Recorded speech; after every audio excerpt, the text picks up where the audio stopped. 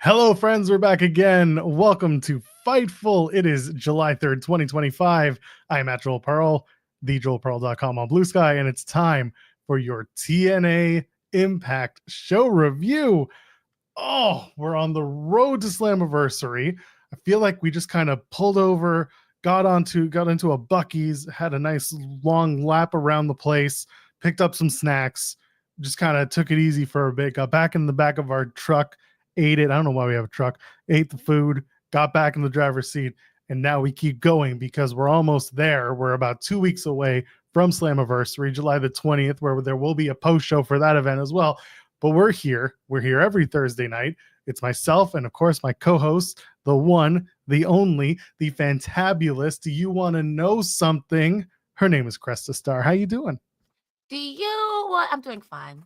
I recently got purple pillows, and it came with this little a bed thing, and I don't know, it's the best thing ever because now when I do these shows, I could just, when I'm sports entertained, yay. When I'm sports disgusted, Is that a fidget thing? I don't know, but it's like made of the purple mattress material, and I don't know, man, but it's great. It's doing it for me. Yeah, it looks like a fidget testing toy thing, but it's like in the shape of a bed with a pillow. Honestly, the purple pillows are really nice. This is not sponsored, by the way. I'm just saying it, okay? They're really nice. I like it, okay? I like them, so. You can't ask them to be a sponsor because we have another one that does that stuff, so I'm just going to leave it at that. You know, do your big one, anybody. There you go. Oh, man. Like I said, we're on the road to Slammiversary. Tonight's show was a pretty good one. It had its moments. It was an enjoyable show. I think the Knockouts title match, which we'll talk about, was probably the highlight for me. Main event talking segment, hit or miss. But overall, what do you think of tonight's show, Cresta? I liked how we set up so many more matches for Slammiversary. I don't know what I was about to say. My brain went blue screen. I liked tonight's show overall for the most part. The only two things I didn't like was the grand opening and the grand closing. I will say Joe Hendry feels like a third wheel in this match, and I hate that for him, but I'm a stan. I see and I get why that is happening, but it doesn't mean that I like it. Also, match of the night. Come on, Killer Kelly and Masha. It was violent, but nobody was bleeding. So I was very sports entertained. So you admit it. Joe Hendry's a third wheel here. I don't like it. But tonight you definitely saw it. You definitely saw it. It's like, yo, you're here because, and I don't like that. I don't like that. There is only one triple threat match that I would have made for this particular event, and they're airing it next week instead. Between who? The International Championship match. Is that even on the Slammiversary card? No, that's next week. But my point is, of all the triple threats, of all the multi-person matches, all the opportunities, all the options, the only triple threat match I would have made for Slammiversary is the international title match that they're doing next week. Macklin, something, Mance Warner. Those three guys, put them in a Slammiversary triple threat. That's a match I want to see. I don't care for multi-person matches. I don't. I think that they're a cop-out at the best of times. A one-on-one match that has stakes, that has reasons to exist, that's what I want. Triple threats typically are made to get one person out of, not pinned, and they don't lose anything. The title holder loses their title without losing their title. Things like that. I have no interest in that. Wrestling is about winners and losers. It's about who's the better wrestler on the day that they're wrestling. Who's got the momentum? Who's got what is the feeling? What is the match? It's team sports. Your team doesn't suddenly go on an advantage for an entire match just because they say so. They do it when they do something wrong, and that's for a short amount of time. So I am of the belief that it should be the only triple threat should be that international title match, but we're getting it next week instead. Shouldn't be the world title. Shouldn't be. I'm fine with the 4-way ladder match because there's a reason for it, and it makes enough sense for me, and it's a car crash match. We've talked about that for months. I'm just of the belief that when you do it one-on-one in the ring, you give them a reason to fight, and that's the way it should be, especially on one of your biggest shows of the year. I see where you're coming from, but I will say that a story is just as important. And there is a story here, just because I personally don't like it. I understand why everyone is here. Mike Santana, in my opinion, absolutely is the next guy up. Trick Williams has it now. Whether Joe or Trick eats the pin, Santana's pinning somebody. And it makes sense to have the guy who, in my opinion, because Santana said a lot of things about Joe Hendry tonight. Everybody said a lot of things about people, and a lot of things were true. A lot of things were true. I didn't like it. A lot of things were true, though, but you can't say that Joe Hendry didn't do something for TNA. You know what I mean? TNA, you got to give credit where credit is due. Virality is still virality, bro. On WrestleMania, whether you got pinned or not in the Royal Rumble, whether you won it or not, it's still an achievement in and of itself, only achieved by him and Jordan Grace and Mickie James at this point. So we'll talk about it later, but I see where you're coming from. But I think that the story is here for it to make sense. And whether it's Joe's send-off, Santana's christening, or Trick Williams showing that he can work other styles remains to be seen.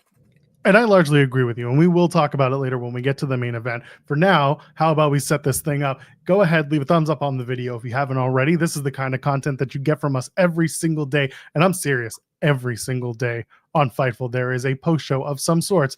I don't think there's a SmackDown post show tomorrow because A, it's been taped, and B, it's America Day. I'm Canadian. We did that on Tuesday, and I still came to work. Nope. Tuesday was my day off. Either way, I'm still coming to work tomorrow because I still have In the Weeds. Regardless, we got content every single day. If there isn't something live, then there's something of an interview or some sort of something coming at you on this channel. So go ahead, subscribe, leave a thumbs up on this video. As I said, you can donate a super chat, any amount, get your question or your statement read on the air, and it supports us here on this channel, which is a big help because we are self-funded. We are self-sufficient and not self-funded, but you guys fund us with your questions and your comments, and we always appreciate those because we get to talk about that and other stuff that happened on and off the shows. And you can also head over to Humper Chats and leave one over there. Cresta, you know what to do. Ladies and gentlemen, boys and girls, they, thems, and my non-binary friends, you can head on over to humperchats.com. Leave your question in the little question box or your comment. You can tell us, hey, guys, do you like ham and cheese? And we'll give you our answer. We get to keep a little bit more of the donation over on Humper Chats. So, again, go ahead and use humperchats.com. Spoiler alert, I'm a Jew, so... Nah, who am I also don't eat pork. I don't eat pork either, so we're both fake.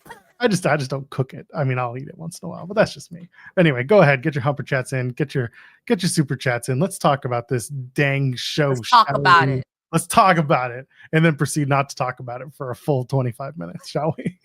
Let's go. Let's sit at each other just now. It's gonna start getting questions. Why was your post show an hour of not talking? Why not? Telepathically, we did a Randy Orton rendition. We heard the voices in our head. Did you guys not hear it? We just texted each other throughout the entire show. All you hear is just ding, ding, ding. Can you imagine the whole time you and I, heads down, typing to chat while we have the whole thing? That's all you see. It's like most people just having a meal these days. That's just what happens. I won't lie. That's literally me every time I get on my stream. I have a full meal and I'm watching wrestling. Like, oh, great, guys. No words, just vibes. Just vibes and nuggets. Just vibes and nuggets. Did you know what I made yesterday? I made chicken donuts. Yeah. Go on. It's literally chicken nuggets, but they're formed like donuts and they're breaded. Like with a traditional breading. They're O-shaped nuggets. And you fry them. I like this. Yeah. I think I will copy you and I recommend it. Chicken donuts. Ladies and gentlemen, let's talk about it. Chicken donuts. Talk about chicken donuts. Come on, Trey. Come and talk about it. Come talk about chicken donuts. New tag team, chicken donuts. Trickin' donuts. Trickin' donuts is exactly what I'm calling it. It's better than Trickin' A. Trickin' donuts. Let's go. Let's talk about it. We open tonight's Impact. By the way, tonight's show is sponsored by Fightful Select, the best $5.99 in the business. We got all of your information all the time. Yes, chicken donuts, Dex. You'll hear about it. Let's talk about it. Let's talk about it. The Inspiration, they defeat Tessa, Blanchard, Victoria Crawford. Indy Hartwell comes out. She's on commentary, gassing up her fellow country women in The Inspiration, talking about their past and how they influenced Indy to come and join the wrestling world and get involved in that. And we're still doing the story about not taking accountability. They're playing in our faces, Cresta. You were right from the get-go, talking about not taking accountability, about Tessa's tag team partner. Tessa leaves Victoria high and dry. Inspiration hit their finish. They pin Victoria Crawford. Indy and Tessa fight at ringside. Indy challenges Tessa to a match at Slammiversary, so that's been added. It's a one-on-one match. Fine with this, because at least they've told a story between Indy's past and having Tessa as part of it. Don't love that they're doing the accountability story. I think that's really, really disgusting, playing that in our faces who know. And the Knockouts tag titles have also been added. The Inspiration will take on the Elegances at Slammiversary. We open with your thoughts, Ms. Starr. So I'm going to talk about the things that I like, because I want to be Care Bear Cresta today. Damn. I'm sorry. Maybe I might be a salty boot. Maybe. When the Iconics Inspiration left, I was one of those people like, wow, they were kind of annoying. But when they left, I was like, wait a minute. We don't really have any actual tag teams in any division anywhere. I'm so glad they are back. So I get to see the Inspiration versus the Iconics. Elegance brand. I can't wait. That's going to be freaking comedy. That's going to be jokes. And I love a good joke. That being said, I wish, and rest in peace, but I wish someone like a Test would be like Indy's trainer, because she has such big move charisma. I would love to see her big boot Tessa. Just a big Tesla and big boot, like you lean into it. But I don't know who was really tall in wrestling, because I was like a Natalia, would get her all the way together, or a Charlotte Flair, but I don't know if Charlotte Flair helps.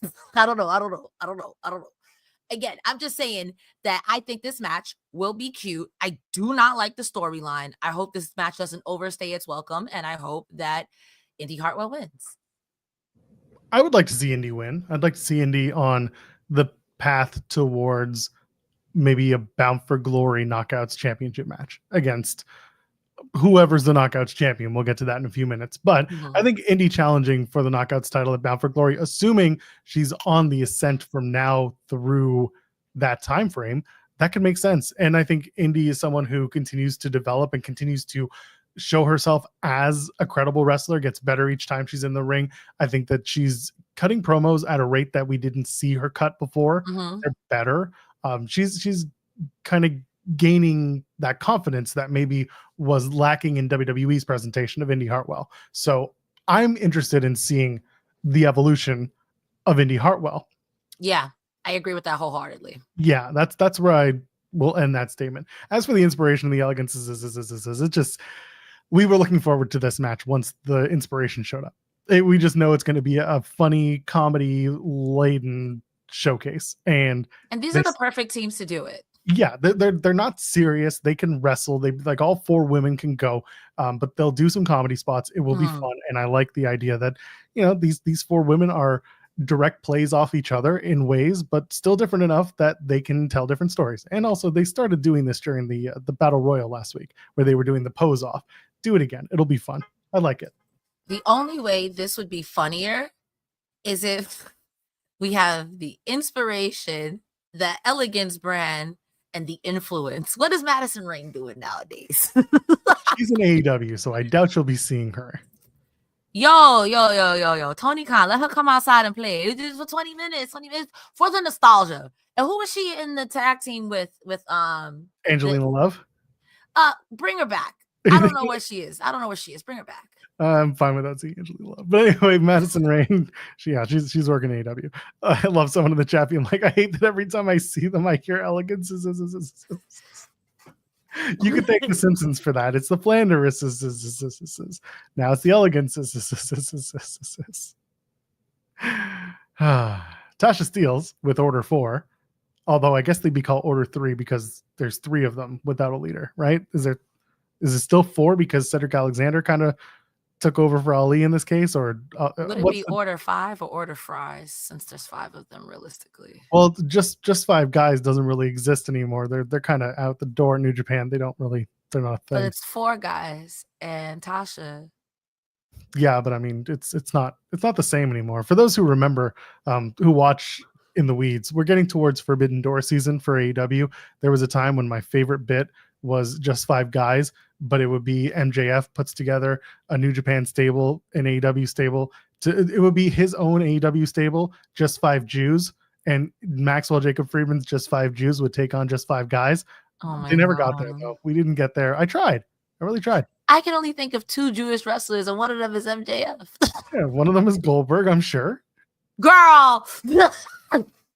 Cole Cabana, he's Jewish. Is he? Yeah, Marina Shafir is also Jewish.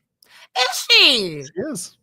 Hey, shout out to the Jewish people. Shout out to Jewish people. We do okay. There's a whole once a year. I for the last couple of years, myself, Emily May Heller, and oh my God, the Second Wrestling's owner Jeremy Fine. We put together the 18, the chutzpah list, the high list. It's the Hanukkah best of wrestlers list that you can find. Just go scroll back. That's gotta be camp. That's gotta be so camp. Listen, it's mostly them. It's mostly them putting it together. I co-sign. I tell them some things could be here, some people could be there. Gal, who works with the Evolve and IL program, he's also Jewish, so we all exist. It's fine. We're good.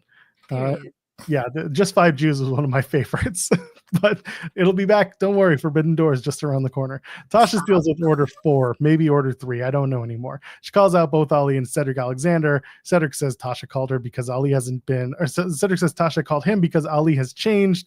And then they start the 205 history lesson, their match at WrestleMania. John Cena was there sitting ringside while John Cena was waiting for The Undertaker to wait for him. Anyway, it doesn't matter. Cedric was there because he wants to help. And Ali's like, I don't want your help.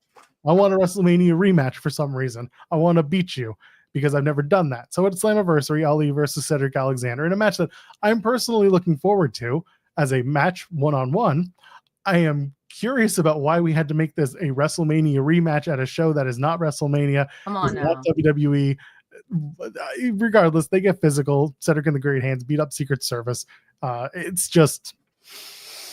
It's happening. I'm looking forward to the match. The story is just very strange. It's just, hey, Ali, you're an asshole. And Ali's Not like, wrong. yes, I am. But also, I will fight you. Okay, let's fight. Yeah, the story, I'm not gonna lie, I'm biased. They could have said obtuse rubber goose chartreuse were wrestling, and I'm like, all right, that sounds fair to me. Because I do remember the Cedric Alexander, Mustafa Ali. I do remember Cedric Alexander, Buddy Matthews. And those matches had no right being that good. So the only way this can get better if there's an Ultimate X match. And it is not gonna be one.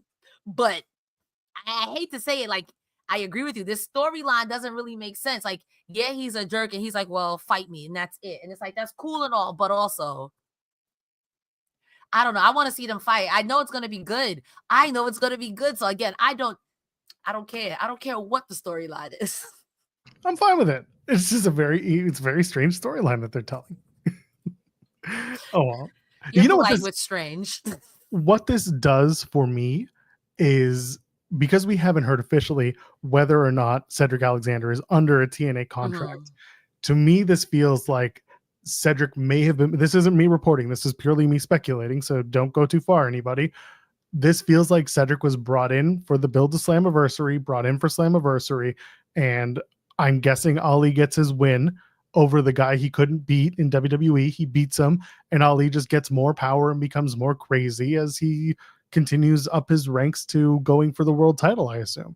That's where I'm at, because unless they come out and say Cedric signed, which honestly he could also beat Ali and then they announce Cedric signed a deal, then you could do that. But in my eyes, Ali wins. I don't expect Cedric to be a long time, performer in TNA, but I don't know for sure. I agree with, I don't think Cedric's going to be a long time performer there. And at first, I sports hated it because it doesn't fit with my Hurt Syndicate fantasy. And then I sports liked it because I'm like, okay, wait, no, Cedric Alexander, considering the depth of the roster that TNA has, especially in that Cruiserweight X Division area, I live for it. I think it'd be great. I kind of don't want Ali to win here. It would be nice if Order 4 or the cabinet or whatever they're going to call themselves after that were on the same page. Because now we've got, like, later on in the show, we see Deep State. Is that what it is? Deep State? Deep Fat? I don't know what it's called. Dark State. Dark State. Oh, that's another thing. I'm sorry, guys. My brain is fried. Dark State. Deep State is something else going on in your world, in your country.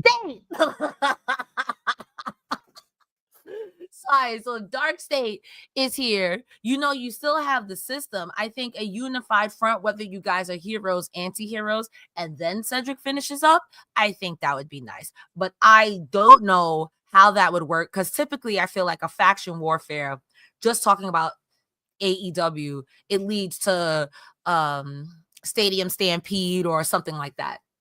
In TNA, there's no really like warfare. There's no war games, So it would be nice if these guys were all in the same front, but then who are they going to fight? Well, I guess we're going to find out soon, aren't we? Okay, fair enough. The Knockouts title chain match. Masha Slamovich defends against Killer Kelly, defeats her. Masha's closing in on Jordynne Grace's title reign length, 250 days versus 287.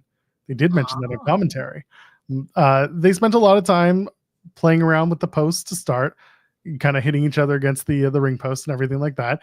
Eventually, Killer Kelly gets her hand wrapped up in the chain, but Masha turns that around, uses the chain against the steps, and Killer Kelly, basically gets her ass kicked until Killer Kelly, that is, hits the Angel's Wings for a near fall, then a snowplow for Masha for a near fall.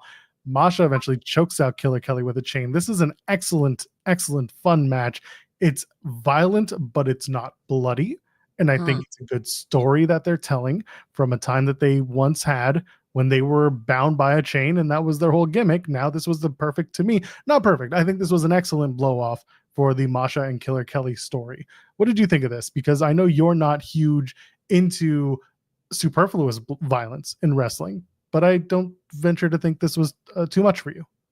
No, I think that if it tells a story, I'm here for it. If it's just blood for the sake of blood, I'm like, oh, sports disgusted. This match was fantastic. I enjoyed this match. To me, this match is up there with their first match, and even with I don't know if it was Deonna Purrazzo versus Chelsea Green, or if they were on a tag team together versus somebody else, but these two ladies went through like 3 tables, and Deonna Purrazzo got up, was like, I eat those, like, yo, you're a monster, bro. But this was pure good. This is violence for me on a level that I could take. The way she choked out Killer Kelly with that inverted, with the knee on the, disgusted. However, good. I don't like it when mom and mom fight, so I guess is what it had to be. But I would like to see if somehow they get back to being friends. I don't want this to be the last time I see Killer Kelly. So I don't know what we do here with Killer Kelly going forward. It'd be nice to have Killer Kelly have her back against Fatal Influence. So I forget where I was going to go with this. Masha winning, Killer Kelly. This was the blow off. I don't think you're not going to see Killer Kelly. I think Kelly's still going to be very much involved in the Knockouts division, where she can be, because again, she is a new mom. She did come in for this, but this was her return, and they spent enough time, building her, both returning and telling the story of why she's back, where she's been, without saying that she was off having a child. But they've done a good job of saying, like, I'm back. So I don't think you're going to see Kelly go into the shadows. I think you're going to see Killer Kelly get involved. As to where that is, who knows? Because we're just finishing the story for the Knockouts title, and now we have the JC Jane and Fatal Influence story, because post-match NXT's Fatal Influence take out Masha Slamovich. Xia Brookside and Laying Lee come out to help Masha Slamovich. JC Jane holds out the TNA Knockouts title, and we find out that at Slammiversary, it's going to be Masha Slamovich versus either JC Jane or Jordynne Grace for a title match. The NXT Women's and Knockouts titles are on the line. I'm assuming this is winner take all, because usually title versus title is the winner takes the loser's title. But that's where we're at right now. Masha and either JC Jane or Jordynne Grace. And then we got a super chat from Will Chisholm saying, will Masha Slamovich help Jordynne Grace win at Evolution? I'll start with your feelings, Cresta, about this, and then I'll add my 2 cents. If you're new here, I'm a Jordan Grace stan. I love her. I love buff Sabrina Carpenter. I love her. I love her boots. That being said, I unfortunately think she is going to lose at Evolution. And I don't know how real or not this is, but I like to believe in eye for an eye. I truly believe in eye for an eye. That being said, I think Fatal Influence will interfere at Evolution. Jordan will lose at Evolution. It'll be JC versus Masha at Slammiversary. And then what'll happen after that is Masha and Killer Kelly will stop Fatal Influence from interfering, and Masha will be double champ. That's what I think. That is just my 2 cents, because to me, that's eye for an eye, and that would make sense, and it would protect everyone involved. Because how are you going to help these old girls? You just came here from TNA, but you also screwed her over. You know what I mean? So that's just how I see it. I put this out there a while ago. The JC Jane story is not about Jordan Grace beating her. It is about Blake Monroe, the former Mariah May, beating JC Jane in Fatal Influence, because that's been the story. They've come after Blake Monroe, came after JC Jane when she debuted, and then JC Jane and Fatal Influence took out Blake Monroe when she signed her NXT contract on TV. Jordan Grace won a series of matches to get a title shot at Evolution. This is just a match for these two women, and it's also Jane's first title defense, because she's not defending it at the Great American Bash. They're doing a tag program. It's going to be Jordan Grace and Blake Monroe taking on Fallon Henley and JC Jane. So with that in mind, it is Blake Monroe's title to win. However, I think the Slammiversary match is still Masha and JC. I think they wonk the finish. Because I was thinking that too. It could be wonky. Unless they do something quick to put the title, whoever wins whoever's title, unless they do it quickly to then give it back to whatever brand, I can see it going both ways. I can see them either wonking the finish and having nobody win the titles, or I can see Masha winning the NXT Women's Championship and then basically either giving it up and being like, I want this shit, or she sticks around for one cycle, loses it to whoever. But again, it's still JC. The reason why I'm going with Masha is because this is 50-50ing the partnership, where they took the men's title, he took the TNA men's title. Why wouldn't Masha take the NXT women's title? I would just want the finish, because it's Blake Monroe beating JC Jane. That's the story. It doesn't make sense to have Blake beat Masha. It doesn't make sense to have, JC versus Indy Hartwell. You could do it, but it feels a little too, So I just expect a wonky finish. That's where I'm at. I think you can give it to Masha. And I think between then and the Great American Bash, JC Jane wins it back. And you start a program with Blake Monroe. I think I do agree with you on the 50-50, because y'all got the men's title and everyone praises TNA women's division. So, okay, I'll give you that. And sorry, JC Jane, but it'll also give you like, well, I beat Masha and this, that, and the third, and I'm the toughest woman, blah, blah, blah. I don't watch NXT, so this is actually really funny. Zeno are saying Masha Slamovich versus Blake Monroe is a money feud for both TNA and WWE. For those who watch in the weeds, when Blake Monroe debuted in NXT and we talked about the partnership, I think Sean jumped in, as he frequently does on our show, and I kind of made the joke. I'm like, I want to see Blake Monroe and Masha Slamovich. And he's like, oh, that would be really fun. That is a money matchup. It is a fun match to think about. What the story is, considering they're both good guys right now, that's where I'm a little thrown up, because I don't know how you tell the story of Blake Monroe and Masha Slamovich. Both want to be the best women, but Blake is a character type of wrestler, and Masha is a best kind of wrestler. So it's a tough story to tell. I don't know how you would do it. It's not impossible, but again, you make a way to do it and it can make sense. But for now, I just want the finish between the title versus title match. I agree with you on that. I think there has to be a way where they tag team and do like, we're good guys, we're against these bad guys because we're both like a champions challenge or something like that. So they can introduce each other and work on it from there. Exactly. Or they can have someone win at Slammiversary and then like at Impact Live, drop it back to JC Jane, do a rematch. Yeah. Whatever just gets them even, quote unquote. Anyway, speaking of even, Eric Young, he's a ghost and he gets it. He understands. He's going after Hometown Man. I hate Hometown Man, but if you're going to have anybody go after this Hometown Man, make it the crazy ghost. Make it the crazy, insane, doesn't even know. TNA. He knows exactly who Hometown Man is, and he's a ghost who just haunts these hallways. He's got his big white beard. Some would call him Santa, but he's jacked Santa.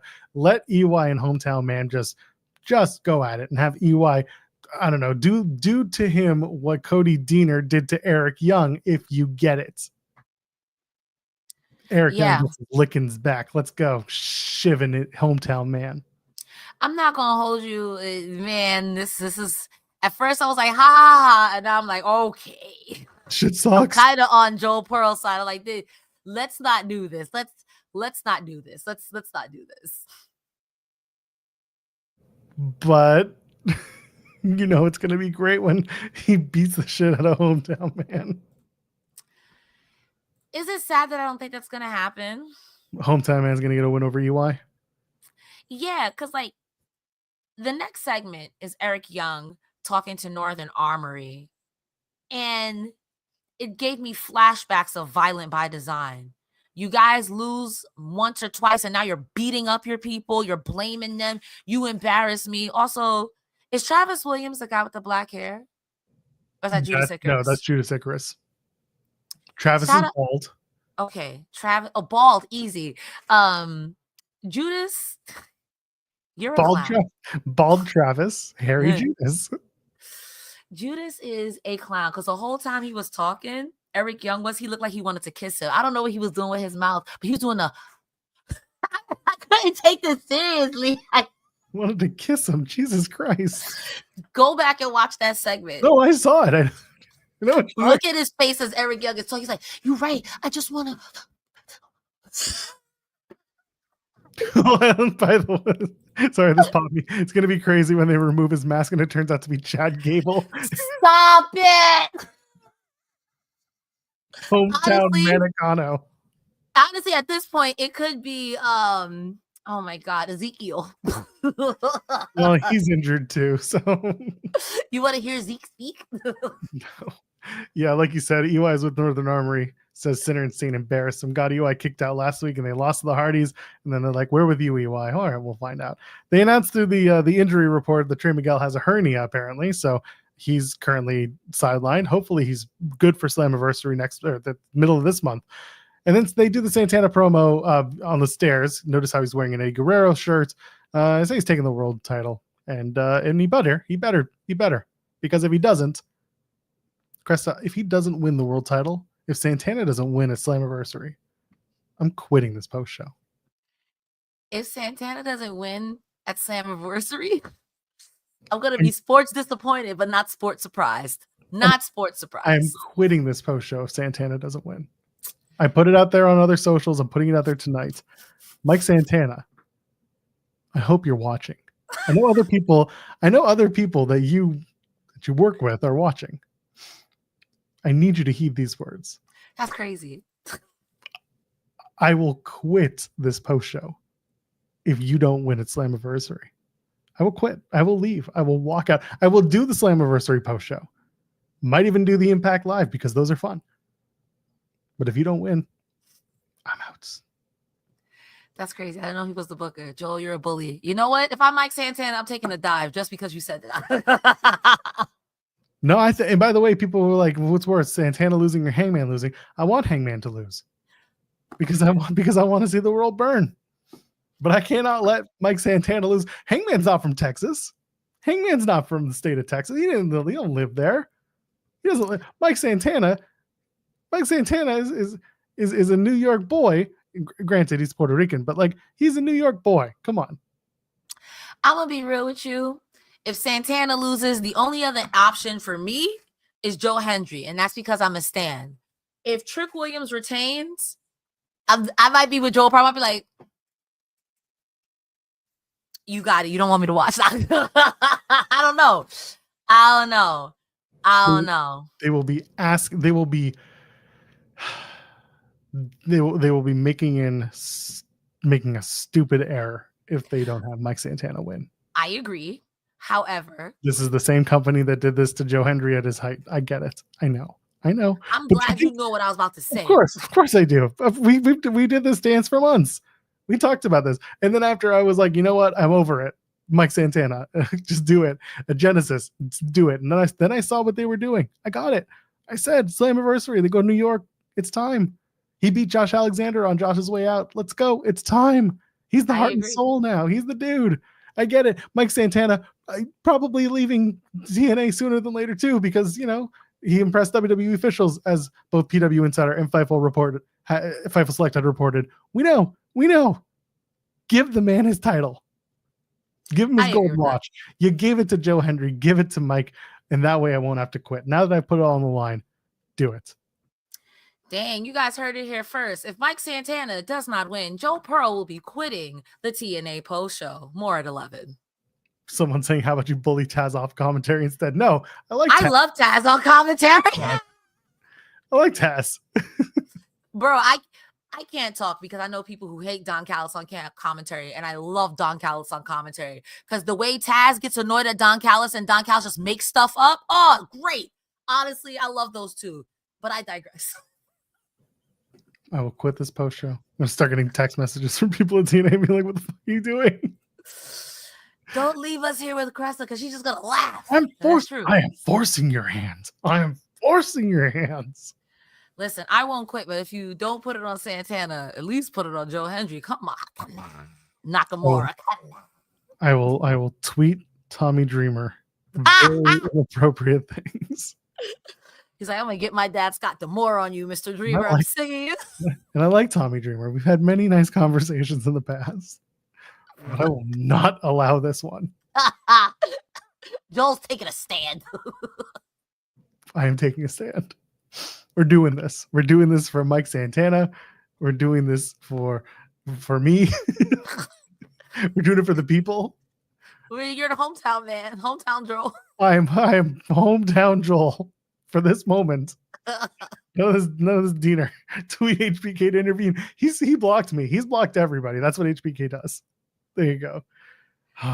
Casually checks to see if I block my. There's only one person I know I'm blocked by, and I don't care. And I'm not telling you guys because I don't want that smoke because I'm gonna laugh.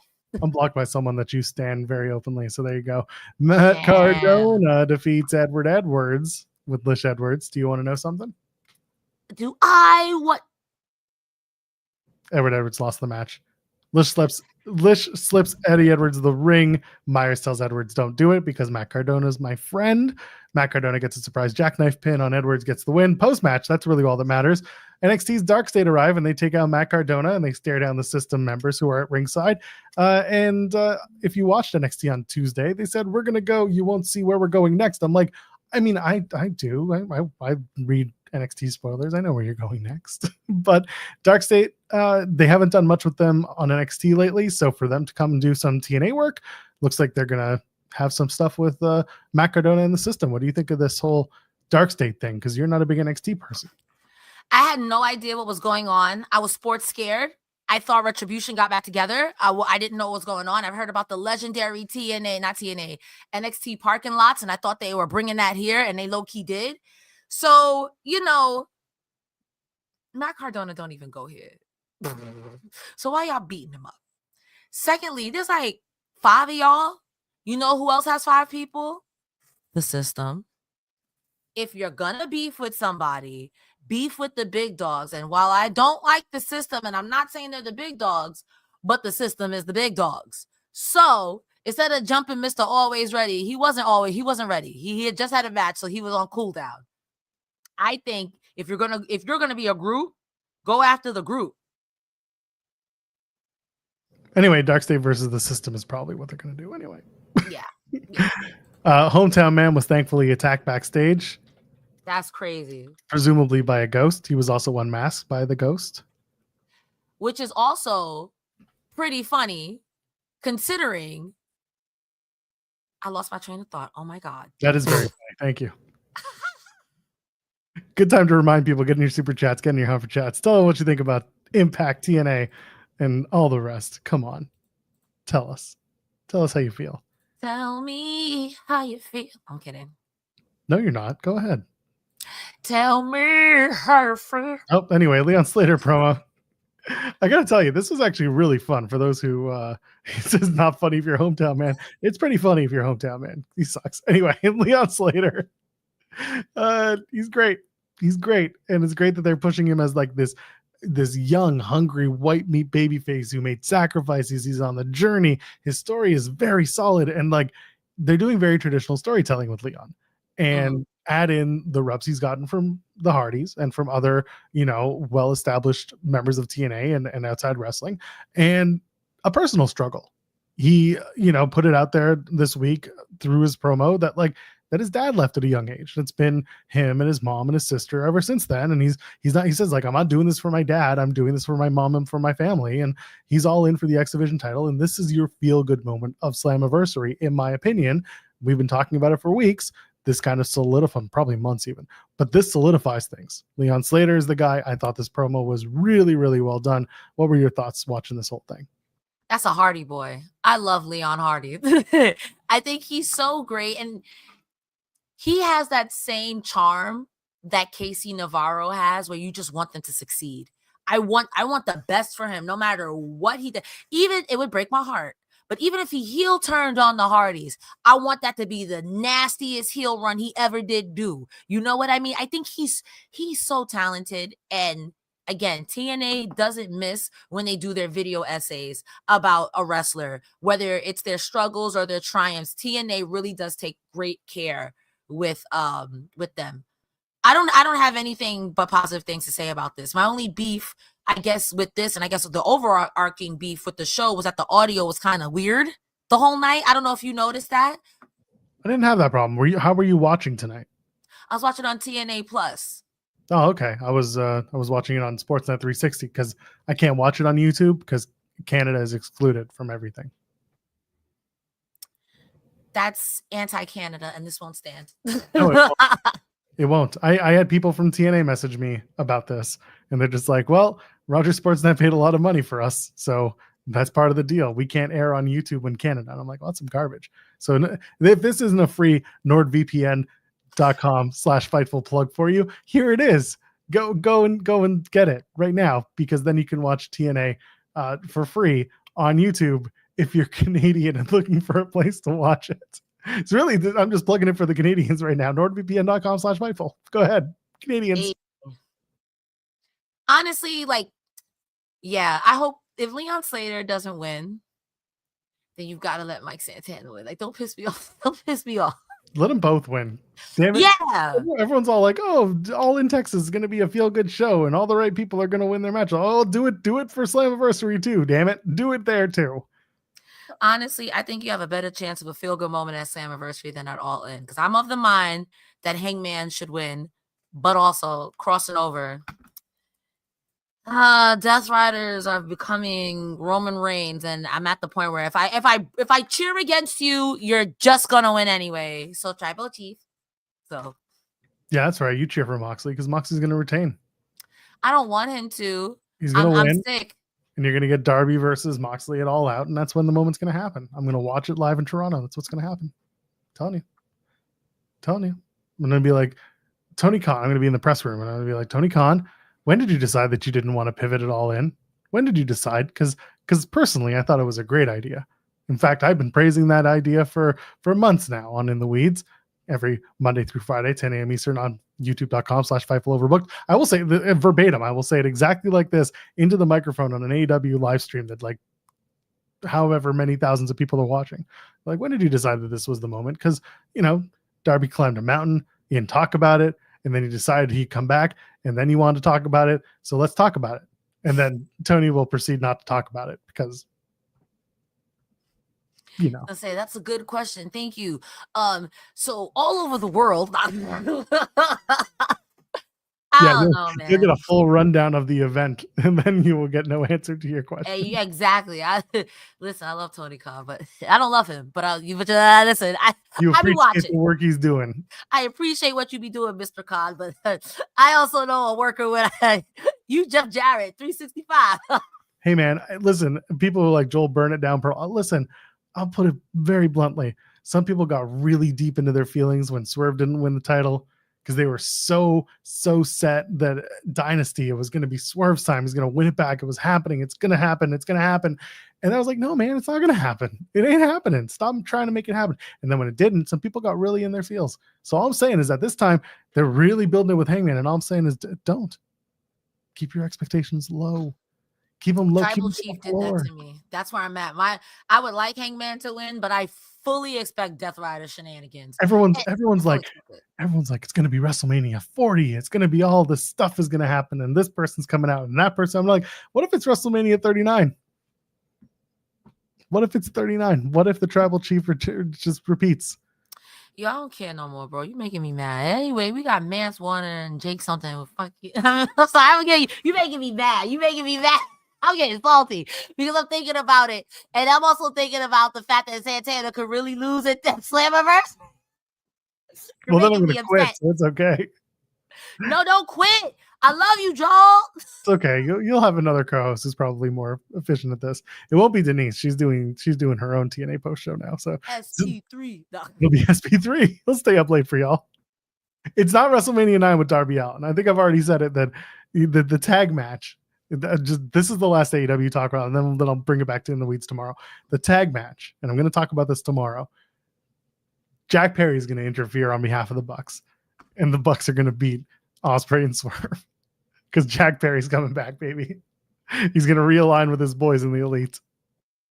He's going to bring the Jack off bus and everything.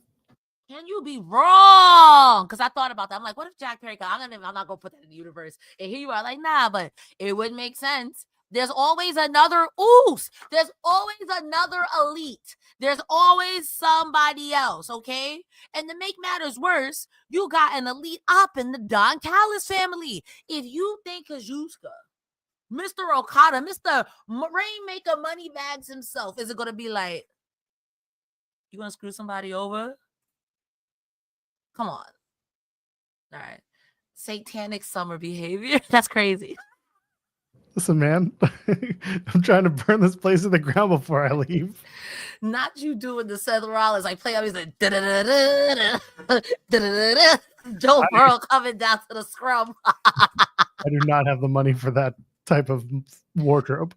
I will drag queen sew you a robe so you can go to this, and I'll hot glue some glasses with the. I'm having too much fun, Charlie Murphy. I'm sorry. I already have people asking if I'm going to Slammiversary, and no, I'm not. People have been like, you coming? I'm just like, no, I'm not coming to the States for the next 18 to 24 months. That's just not happening. I don't blame you, pal. Yep. Jake Something versus Mance Warner ends in a disqualification because Steve Macklin's on commentary. While both men beat the shit out of each other, Something accidentally punches Macklin. They set off Macklin, and he goes after Something, starting the DQ. And then they made this a triple threat match for next week on Impact.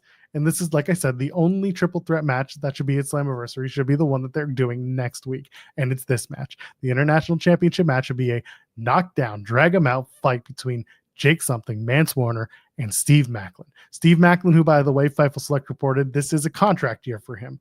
It's coming up. What he does next, don't know.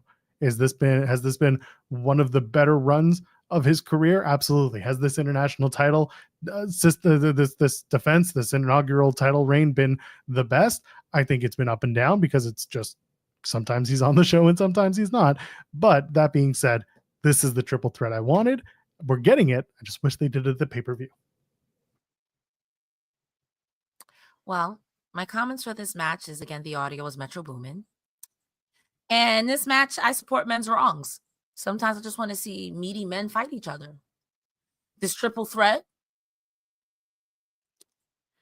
To your point about Macklin sometimes being on TV, I think it's more of a sometimes you got to build credible opponents and not AJ Francis, who seems to weasel his way on TV every week like Don Callis. Not you know this what week, I mean? Though. Listen, he's hurt, so I respect it. No, he's cleared. He's cleared. Oh, they said he is clear. Listen, cleared. My friend is hurt. I ride for my homie. I ride for KC. My friend is hurt.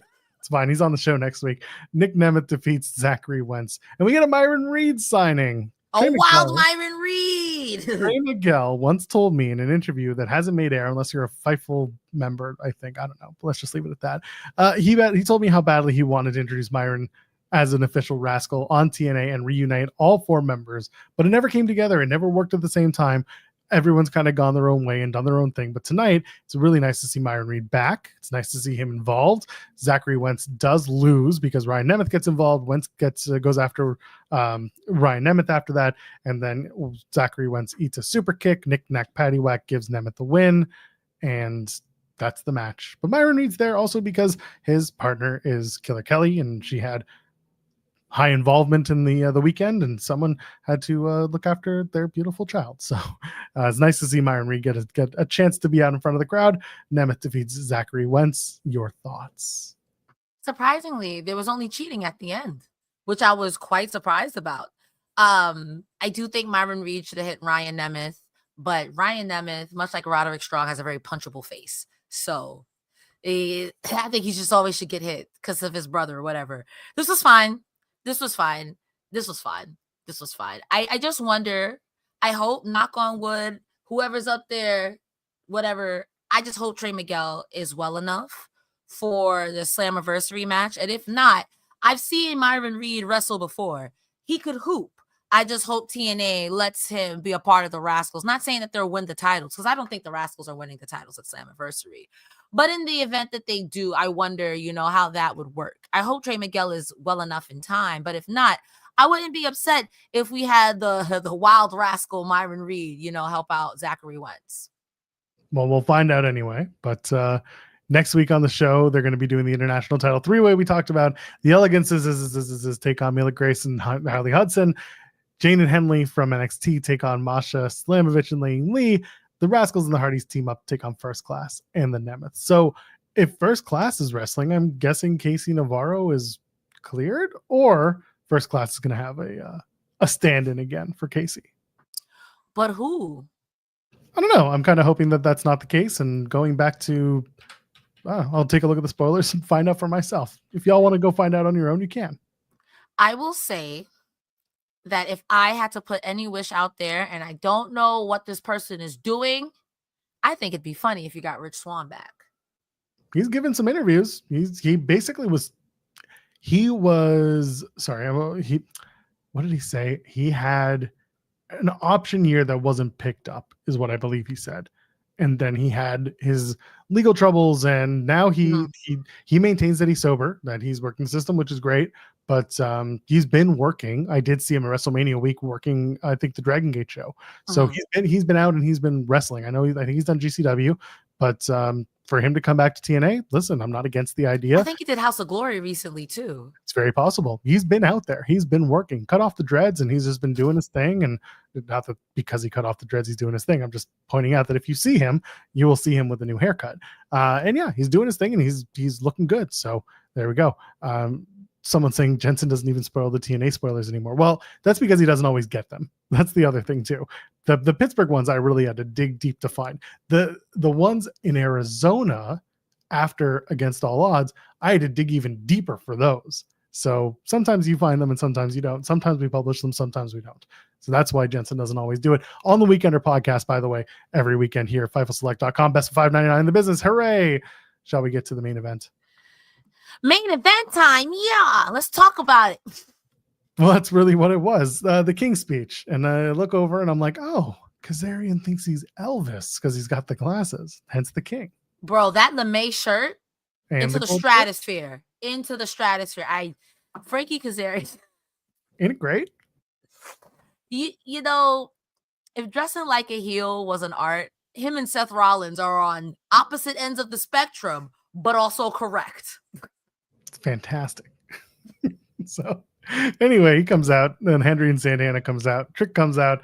Basically, this is all just a setup to have Trick and Kazarian beat up Henry and Santana, but not before like they do the funny bit where Kazarian's like, you have anything to say? And then the babyface says something. And as he starts to say something, Kazarian pulls the microphone, does it to Hendry, but then he tries it on Santana. And Santana grabs the mic and he threatens Kazarian, says, I'm not here to be corny or be a whack ass rapper. I'm here to be the best and blah, blah, blah. And then Hendry tells Trick that he's going to get his ass whooped. And then Santana's going to have to wait because it's not his time. It's still Hendry's time because they still cheer him and chant his name, blah, blah, blah. Trick calls Santana a liar. He calls Hendry a liar, says, I'm going to take over your brand. I'm going to make you sick, man. Let's talk about it, because that's been his whole modus operandi for this whole TNA title run. Trick and A, let's talk about it, but let's not actually talk about it because I'm a heel. Kazarian plays up Trick, and Trick attacks Hendry and Santana. Trick and Kazarian stand tall. That's the end of the show. I can't tell you that this was an excellent anything. This wasn't good. This is just Kazarian in a main event segment for some reason, because he's not in the main event. But now I'm starting to think maybe they'll make him the special guest referee or some shit. Bruh. I'll be real with you. I want to focus on the middle part of this. When Frankie was doing the you're not talking and you're not talking, Joe Hendry, you should have snatched that mic like Mike Santana. That's how I knew you were about to be the third wheel. That pissed me off. Secondly, Santana, I get where you coming from. You're saying Trick is a whack-ass rapper and you ain't come here to sing no corny songs. The corny songs really was doing it for TNA, because if you want to keep it a buck, good wrestlers in TNA is like saying the sky is blue. You guys are really good down there. You guys are exceptionally good down there, bro. But that doesn't mean you always get your day in the sun. The song's corny, yeah, but everyone chants his songs from WrestleMania to Slammiversary to NXT. Corny it may be, it's over. Like Trick said, you can say I'm a whack-ass rapper, but I pinned you.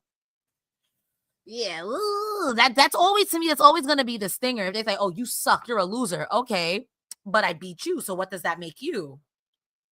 Is he a whack rapper? Hey, listen, wrestling rap is subjective, okay? Yeah, if you like them, you love them. There's good ones, there's bad ones, and then there's John Cena. So you know what I mean? You do what you got to do. It just made me upset, because it's like, Joe, you standing there while Mike Santana running you down, and just the camera work, you're the dude standing in the back. You're the dude standing in the back. Santana not even addressing you. He's talking straight to Trick like you don't even exist. And you're kind of standing there like a jabroni. I didn't like that. I'm not. This is just me saying what I don't like. I didn't like that. And then, bro, you should have snatched that microphone from Santana, because I'm going to defend you. I'm going to defend you. That's what I'm going to do. But, like, seriously, when people say that, well, Joe Hendry's not that guy, pal, tonight you look like you weren't that guy, pal. You really looked it, and I hated it. I hated it. Also, Frankie Kazarian, stop glazing. Stop glazing. Trick don't even go here. Stop glazing, bro. Let's talk about it. I could keep talking about it because it makes me upset. I like Joe Hendry. I've been watching the highlights from NXT, and it's like, bro, there is a conversation to be had about trying in NXT and trying in TNA. But I can't blame him, because when you were hot, TNA said, ooh, ooh, ooh, ooh, ooh.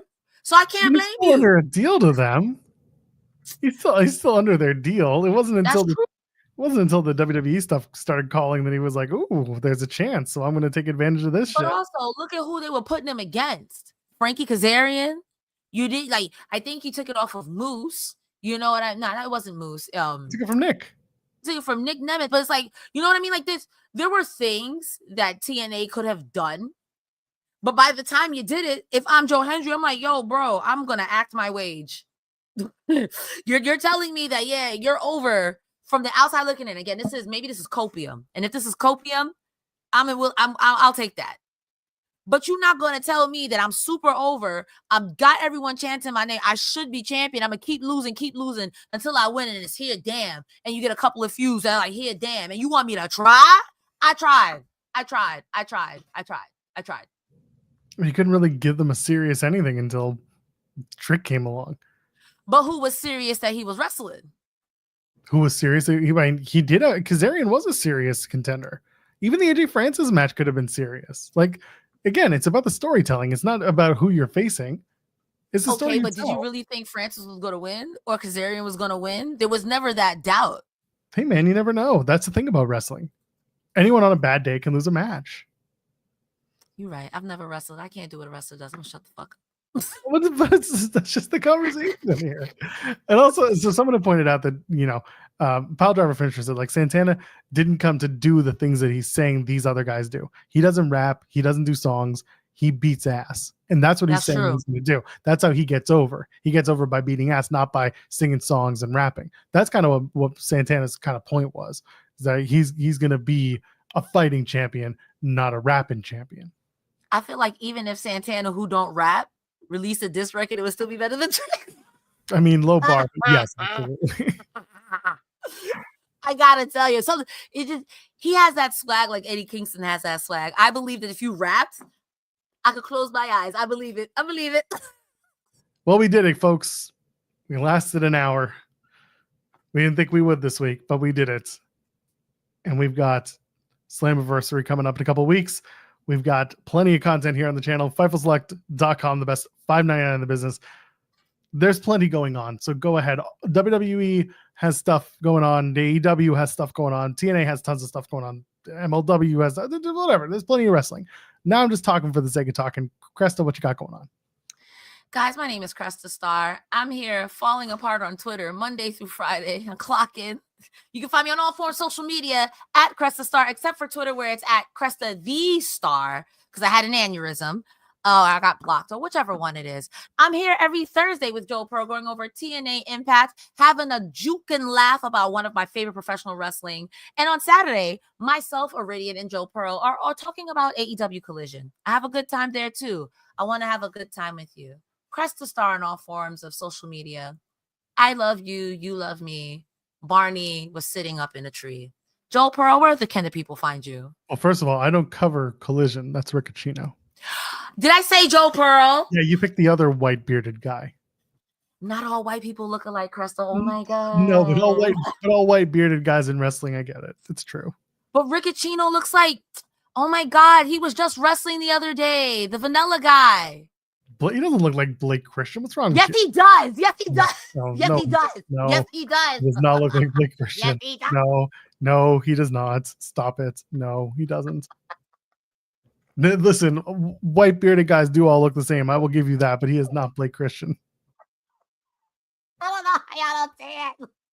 I don't. I can't. I'm not going to let you get away with that. He's going to see this like, Cresta, why are you bringing this slander against me? Yeah, wait, who's going to see this? Ain't nobody going to see this. Rick ain't listening to our show. The only people who listen to this show are TNA fans, of which Rick is not one of them.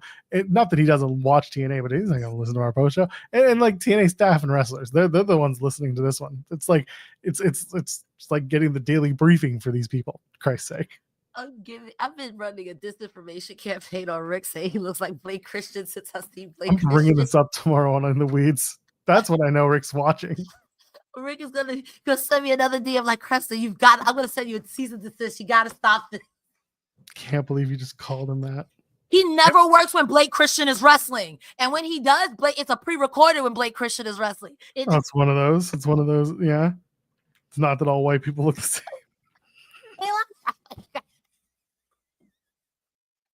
Anyway. Outro, yo. Oh God, In the Weeds, 10 a.m. Eastern, Monday to Friday. Jeremy and I are here tomorrow because we can be, and Cresta and I are here every Thursday night. This is what you get from us. We're going to talk about TNA and we're going to do whatever that just was. Remember, kids, just get through it. Ladies, gentlemen, friends beyond the binary. We'll see you in the next one. Cheers. Bye, y'all.